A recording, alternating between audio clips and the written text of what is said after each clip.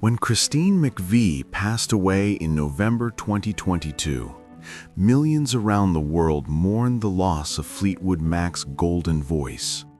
The woman behind timeless songs like Songbird, Everywhere, and You Make Loving Fun. But what few people knew was that her story didn't end there. In the quiet months following her death, hidden letters, unheard recordings, and unfinished notes began to surface. Pieces of her soul preserved in melody, revealing how deeply she had been haunted by love, by regret, and by the band she could never fully leave behind. Those who knew her best said she still wrote music until her final days, as if trying to say one last thing the world never let her finish. And when the truth behind her final recordings came to light, the story of who she left them for, even her bandmates couldn't hold back their tears. She was gone, but the echoes of her loneliness still sang through the halls of Fleetwood Mac's legacy. What happened after her death would make the world fall in love and break its heart all over again. Christine Ann Perfect was born on July 12, 1943, in the small village of Booth, Lancashire, England, a quiet place surrounded by rolling hills and misty mornings. Her father, Cyril Perfect, was a concert violinist and music teacher. Her mother, Beatrice, a psychic and faith healer, filled the house with whispers of the spiritual and unseen. From a very young age, Christine lived between two worlds, the order of music and the mystery of faith. While other children played outside, she sat by the piano, pressing keys like they were tiny doors to something she couldn't yet explain. Her father wanted her to play classical music, but even then, Christine's heart belonged to the blues. She often said later in interviews that she fell in love with sadness. She could feel emotion in every note, something raw, human, imperfect, and that was what she wanted to capture. Her teenage years weren't glamorous. England in the 1950s was gray and rigid. Christine attended an art college in Birmingham where she studied sculpture, a skill that taught her patience, detail, and form. But the piano kept calling her back. In smoky pubs, she started performing with local bands under the stage name of Christine Perfect. By her early 20s, Christine had already learned what it meant to be overlooked. Male musicians dismissed her, audiences underestimated her. Yet behind her shy smile was an iron will, quiet but unbreakable. She once said, "I never wanted to be famous. I just wanted to make something beautiful." And that, unknowingly, would become both her gift and her curse. The stage for Christine wasn't about spotlight or applause. It was about escape from the expectations of others, from loneliness, from herself.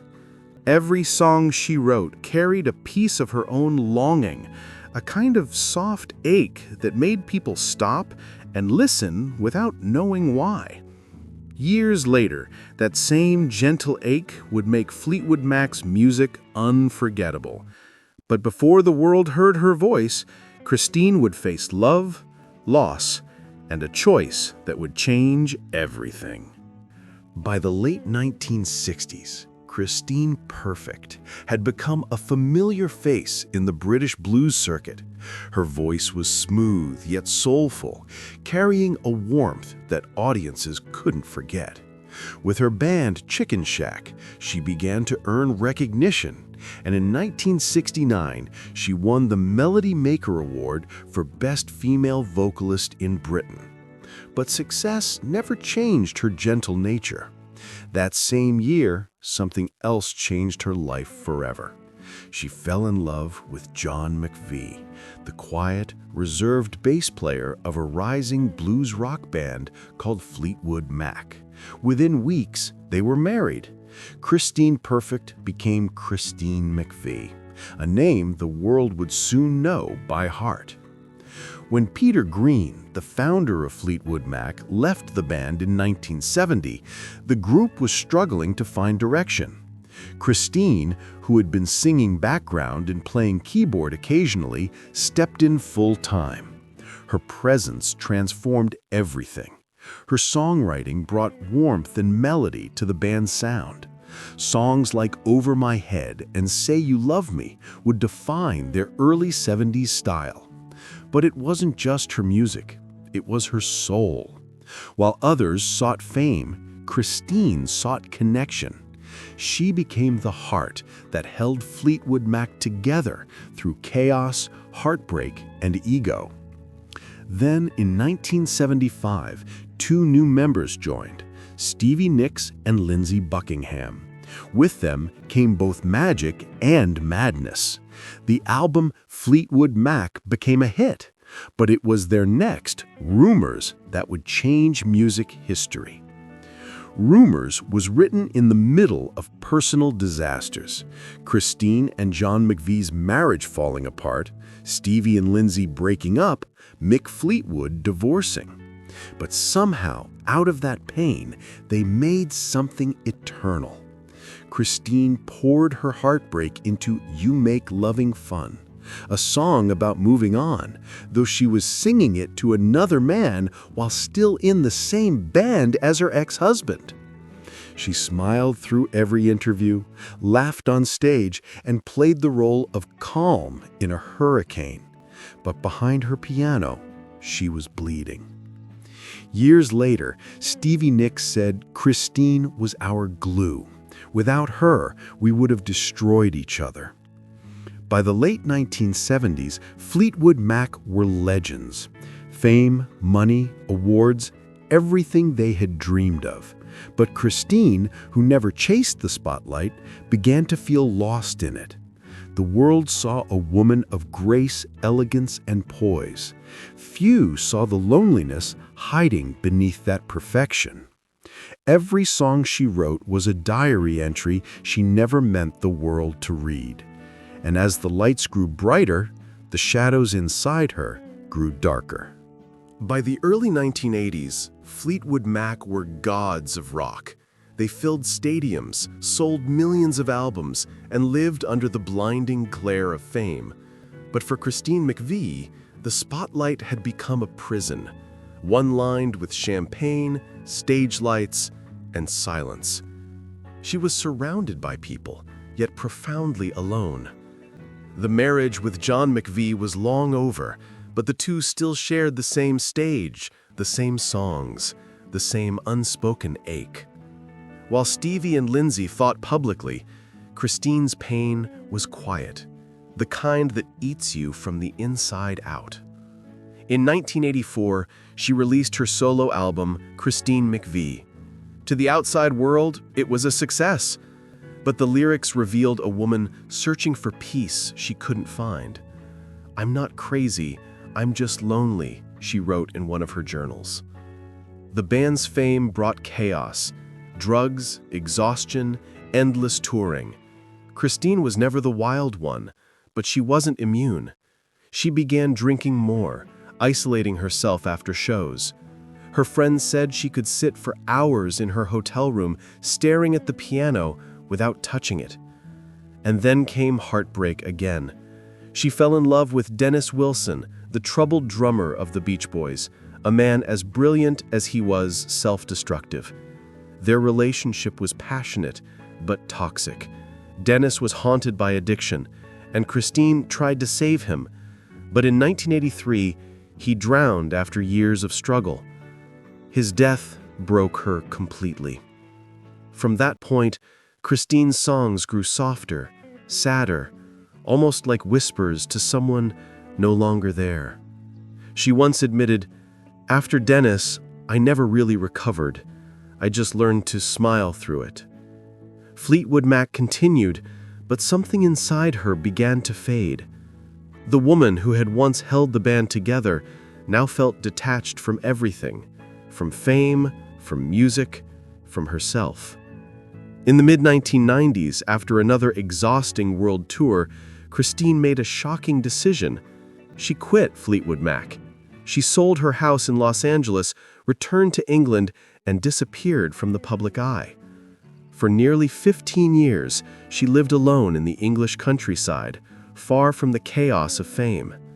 Her days were filled with quiet, tending to her garden, cooking, reading, and playing piano for no one. People thought she had retired happily, but behind the walls of her Kent home, Christine struggled with anxiety, isolation, and a growing fear that she had lost her place in the world she once helped build.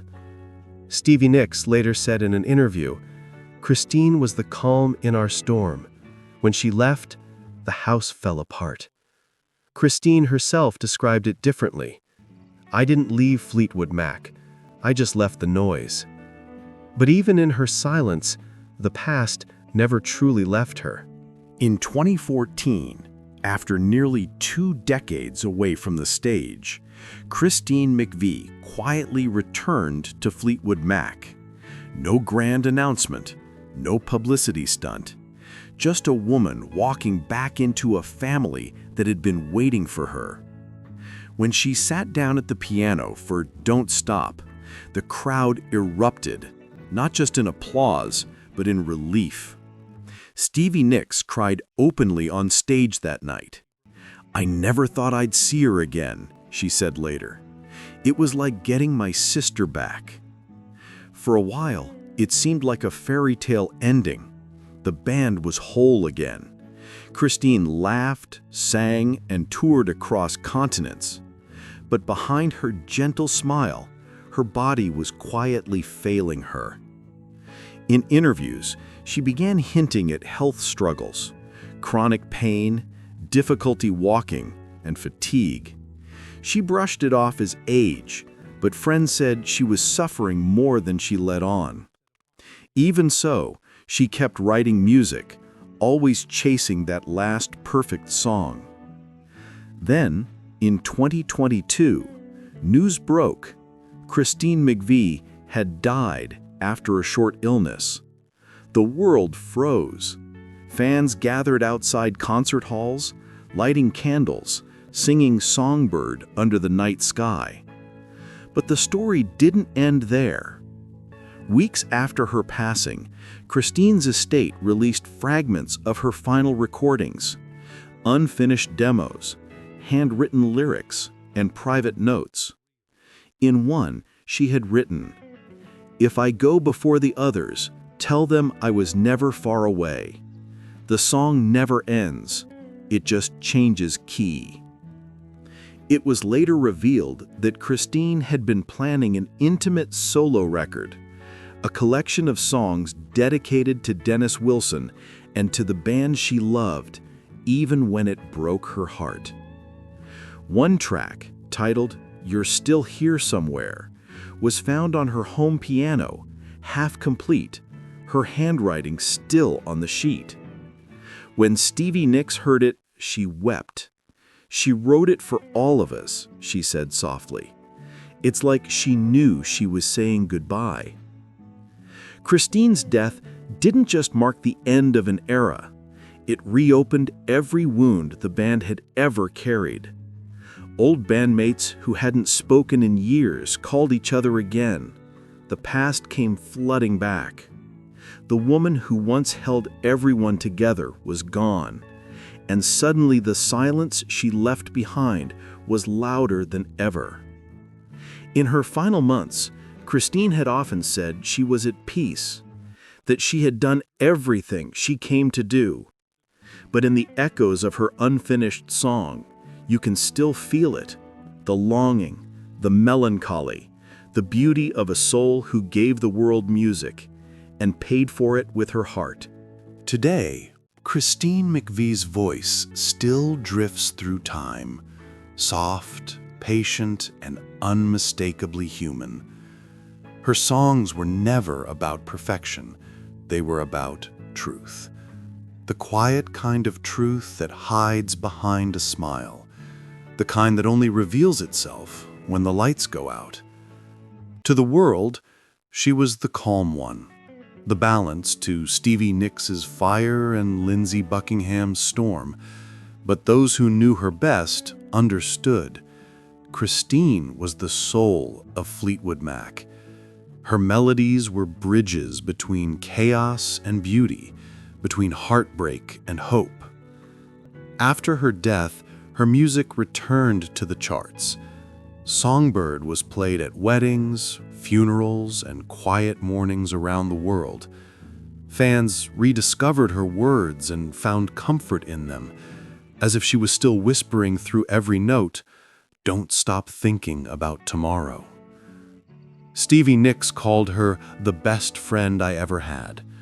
Mick Fleetwood said, "Without Christine, there would be no Fleetwood Mac, and maybe no me."